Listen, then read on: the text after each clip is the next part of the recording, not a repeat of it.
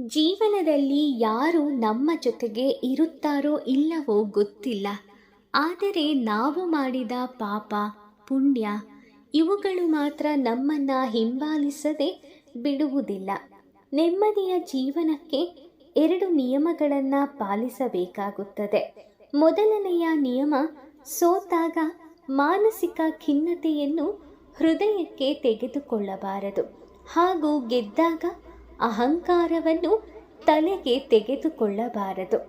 ಮುಖ ಮಾತ್ರ ಸ್ವಚ್ಛವಾಗಿಟ್ಟುಕೊಂಡರೆ ಸಾಲದು, ಒಳಗಡೆ ಇರುವ ಮನಸ್ಸು ಕೂಡ ಸ್ವಚ್ಛವಾಗಿರಬೇಕು. ನಿನ್ನೆಯ ಕಹಿ ನೆನಪುಗಳ ಬಗ್ಗೆ ಚಿಂತೆ ಮಾಡಬೇಡಿ ಮತ್ತು ನಾಳೆಗಳ ಬಗ್ಗೆ ಆತಂಕವನ್ನು ಪಡಬೇಡಿ. ಇಂದು ನೀವು ಮಾಡುವ ಕಠಿಣ ಪರಿಶ್ರಮವೇ ನಿಮ್ಮ ನಾಳೆಯ ಯಶಸ್ಸಿನ ಬುನಾದಿ ಅನ್ನೋದನ್ನು ಮರೆಯದಿರಿ. ಜೀವನವನ್ನು ನಡೆಸುವುದಕ್ಕೆ ಜಾಸ್ತಿ ದುಡ್ಡು ಬೇಕು ಅಂತೇನಿಲ್ಲ, ಆದರೆ ಇನ್ನೊಬ್ಬರನ್ನು ನೋಡಿ ಜೀವನ ನಡೆಸೋದಕ್ಕೆ ದುಡ್ಡು ಎಷ್ಟಿದ್ದರೂ ಸಾಕಾಗೋದಿಲ್ಲ. ಮಾತನಾಡುವ ಮಾತು ಹೇಳುತ್ತದೆ ಮನುಷ್ಯ ಹೇಗೆ ಅಂತ, ವಾದಿಸುವ ವರ್ತನೆ ಹೇಳುತ್ತೆ ಅವನ ಜ್ಞಾನ ಎಷ್ಟಂತ, ಅಹಂಕಾರ ಹೇಳುತ್ತೆ ಅವನ ಬಳಿ ಇರುವ ಹಣ ಎಷ್ಟು ಅಂತ, ಅದೇ ಸಂಸ್ಕಾರ ಹೇಳುತ್ತದೆ ಅವನ ಮನೆತನ ಹೇಗಿದೆ ಅಂತ. ನಿನ್ನೆಯ ಕಹಿ ನೆನಪುಗಳ ಬಗ್ಗೆ ಚಿಂತಿಸಬೇಡಿ ಮತ್ತು ನಾಳೆಯ ಬಗ್ಗೆ ಆತಂಕವನ್ನು ಪಡಬೇಡಿ. ಇಂದು ನೀವು ಮಾಡುವ ಕಠಿಣ ಪರಿಶ್ರಮ ನಿಮ್ಮ ನಾಳೆಯ ಯಶಸ್ಸನ್ನು ನಿರ್ಧರಿಸುತ್ತದೆ. ಆಲದ ಮರಕ್ಕೆ ಬೇರು ಆಳವಾಗಿರುತ್ತೆ, ಹಾಗಾಗಿಯೇ ಅದು ಸಾವಿರಾರು ವರ್ಷ ಹಸಿರಾಗಿರುತ್ತದೆ. ಆಮೆಯ ಉಸಿರಾಟ ನಿಧಾನವಾಗಿರುತ್ತದೆ, ಅದಕ್ಕಾಗಿಯೇ ಅದು 100 ವರ್ಷ ಬದುಕುತ್ತದೆ. ಆಳವಾದ ಜ್ಞಾನ, ನಿಧಾನವಾದ ನಡತೆ ಮನುಷ್ಯನನ್ನು ಸದಾ ಹಸಿರಾಗಿ ಮತ್ತು ಶಿಖರದೆತ್ತರಕ್ಕೆ ಕೊಂಡೊಯ್ಯುತ್ತದೆ ಅನ್ನುವುದು ನಿಜವಾಗಿದೆ. ಸತ್ಯ ಯಾವತ್ತೂ ಸರಳವಾಗಿರುತ್ತದೆ, ಆದರೆ ನೀವು ಅದನ್ನು ವಿವರಿಸಲು ಹೋದ ತಕ್ಷಣ ಅದು ಬಹಳ ಕ್ಲಿಷ್ಟವಾಗಿ ಬಿಡುತ್ತದೆ. ಸತ್ಯಕ್ಕೆ ಸಮರ್ಥನೆ ಮತ್ತು ಸ್ಪಷ್ಟನೆಯ ಅಗತ್ಯವಿರುವುದಿಲ್ಲ, ಅದು ಸದಾ ಏಕಾಂಗಿಯಾಗಿರುತ್ತೆ. ಸಲಹೆ ಕೊಡುವವರೆಲ್ಲ ಸಹಾಯ ಮಾಡಲ್ಲ, ಕರುಣೆ ತೋರಿಸುವವರೆಲ್ಲ ಕಷ್ಟಕ್ಕೆ ಆಗೋದಿಲ್ಲ. ನಮ್ಮ ಜೀವನವನ್ನು ನಾವೇ ನೋಡಿಕೊಳ್ಳಬೇಕು. ಸ್ವಾರ್ಥಿಗಳ ಪ್ರಪಂಚ ಇಲ್ಲಿ ಯಾರು ಯಾರಿಗೂ ಆಗೋದೇ ಇಲ್ಲ. ನೆಮ್ಮದಿಯ ಜೀವನವನ್ನು ನಾವು ನಮ್ಮ ಕೈಯಿಂದಾನೇ ಕಳ್ಕೋಬಾರ್ದು. ನಮಗೆ ಎದುರಾದ ಸಮಸ್ಯೆಗಳನ್ನು ಬೆಟ್ಟದಂತೆ ನೋಡಬಾರ್ದು, ಅವುಗಳನ್ನು ನಮ್ಮ ಎತ್ತರಕ್ಕೆ ಕೊಂಡೊಯ್ಯುವ ಮೆಟ್ಟಿಲುಗಳು ಅಂತ ಭಾವಿಸಿದರೆ ಗುರಿ ತಲುಪುವುದು ಸುಲಭ ಸಾಧ್ಯವಾಗುತ್ತದೆ. ಕಷ್ಟದ ಸಮಯದಲ್ಲಿ ದೇವರು ಏತಕ್ಕೆ ಮೌನವಾಗಿದ್ದಾನೆ ಅಂತ ಯೋಚನೆ ಮಾಡಬೇಡಿ. ಪಾಠ ಕಲಿಸಿದ ಶಿಕ್ಷಕರು ಕೂಡ ಪರೀಕ್ಷಾ ಕೊಠಡಿಯಲ್ಲಿ ಸುಮ್ಮನೆ ನಿಂತಿರುತ್ತಾರೆ ಅಲ್ಲವೇ? ಒಂದು ಬದುಕು ಅದ್ಭುತವಾದಂತಹ ತಿರುವನ್ನು ಪಡ್ಕೋಬೇಕು ಅಂದರೆ ನಮ್ಮ ಜೀವನದಲ್ಲಿ ಅದೇ ರೀತಿಯ ಬದಲಾವಣೆ ಇರಬೇಕು. ಅಂದರೆ ಈಗ ಜೀವನ ಏನೂ ಆಗಿದೆ, ಸಮಸ್ಯೆಗಳಿದೆ, ಹಣಕಾಸು ತೊಂದರೆಗಳಿದೆ, ಹೀಗೆ ನಾನಾ ರೀತಿಯ ಚಿಂತೆ ನಿಮ್ಮನ್ನು ಕಾಡ್ಬೋದು, ನಿಮಗೆ ಇರ್ಬೋದು. ಆದರೆ ಇದನ್ನೆಲ್ಲ ಮೀರಿ ನೀವು ಅದರಿಂದ ಹೊರಗಡೆ ಬರೋದಕ್ಕೆ ಮಾಡ್ತೀರಲ್ಲ ಪ್ರಯತ್ನ, ಅದು ಮಾತ್ರನೇ ನಿಜವಾದದ್ದು ಮತ್ತು ಅದು ಮಾತ್ರನೇ ನಿಮಗೆ ಹೊಸ ಜೀವನವನ್ನು ಕೊಡೋದು. ನಮಗೆ ಎದುರಾದ ಸಮಸ್ಯೆಗಳನ್ನು ನಾವು ತುಂಬ ಕಷ್ಟ ಅಂತ ನೋಡೋದನ್ನು ಮೊದಲು ಬಿಡಬೇಕು. ಆಗ ಮಾತ್ರ ಕಷ್ಟಗಳು ನಮಗೆ ಹೊರೆ ಅಂತ ಅನಿಸೋದಿಲ್ಲ. ನೀವು ಬೇರೆಯವರನ್ನು ಕ್ಷಮಿಸೋದ್ರಿಂದ ಆ ವ್ಯಕ್ತಿಯನ್ನು ಸರಿಪಡಿಸಿದಂತೆ ಆಗೋದಿಲ್ಲ, ಆದರೆ ನೀವು ಅದರಿಂದ ಸಂಪೂರ್ಣವಾಗಿ ಸ್ವತಂತ್ರರಾಗ್ಬೋದು ಮತ್ತು ಅನಗತ್ಯವಾದ ಆಲೋಚನೆ, ಚಿಂತೆಗಳಿಂದ ಮುಕ್ತರಾಗ್ಬೋದು.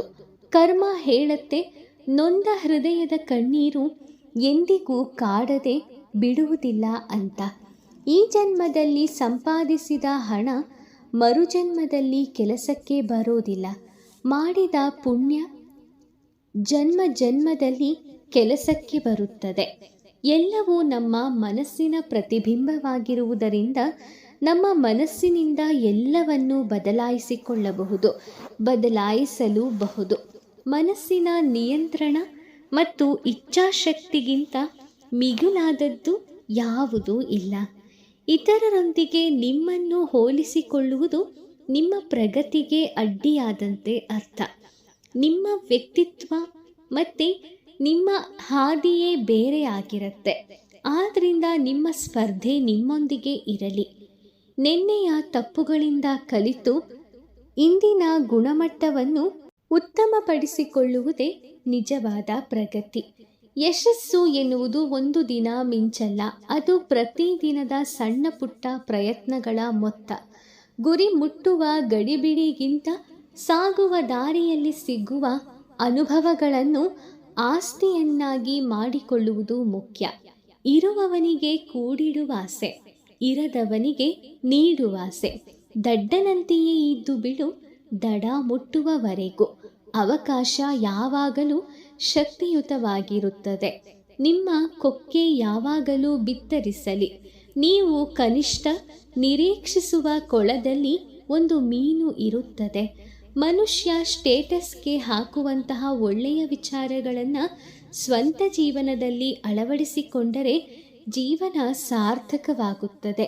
ಜನರು ಹಣವನ್ನು ಮತ್ತು ಆಸ್ತಿಗಳನ್ನು ಮಾತ್ರವೇ ಭದ್ರವಾಗಿ ಗಟ್ಟಿಯಾಗಿ ಇಟ್ಟುಕೊಳ್ಳುತ್ತಾರೆ ಹೊರತು ಪ್ರೀತಿ ಸಂಬಂಧಗಳನ್ನಲ್ಲ.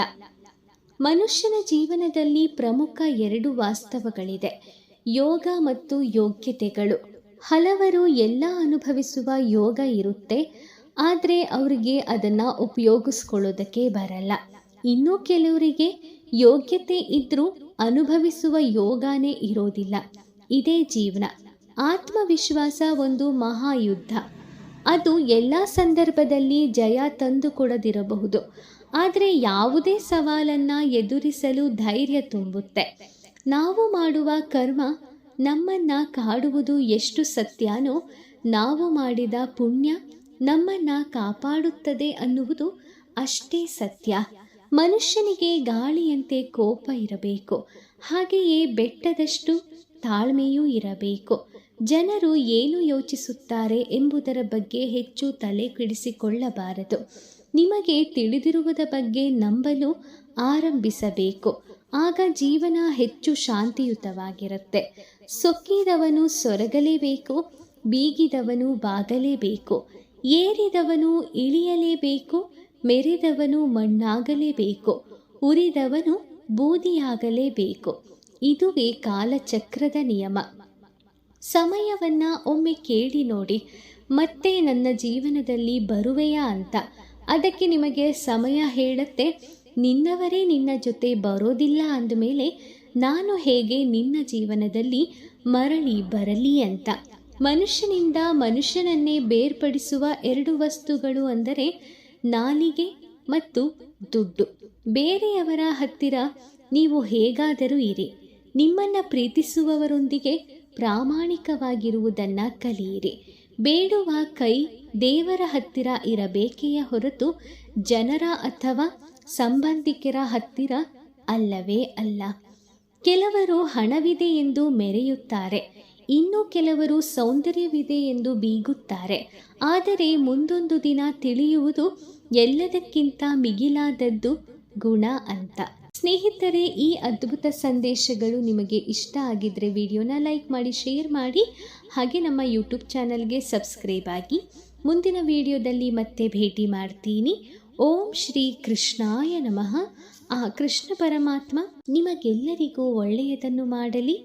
ಧನ್ಯವಾದಗಳು.